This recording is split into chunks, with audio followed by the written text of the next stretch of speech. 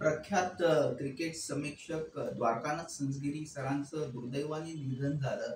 तर त्या संदर्भात जन्मचेच क्रिकेट प्रतिनिधी किंवा क्रिकेट समीक्षक प्रशांत मुल्लेरकर आपल्याशी बोलतील. मुल्लेरकर साहेब, नक्की आपण काय गमावलंय? एक चालता बोलता क्रिकेटचा कोच आपण गमावलेला आहे.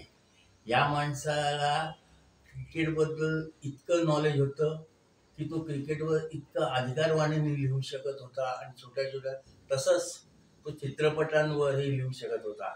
त्यांनी त्यांनी नाटकाची स्क्रिप्ट पण लिहिली होती. मुख्य म्हणजे त्यांच्या बोलण्यामध्ये किंवा ह्याच्यामध्ये असं हे होतं की तुम्ही वाचत बसलं ते वाचताना सुद्धा आपल्या समोर होतंय असंच वाटत राहायचं.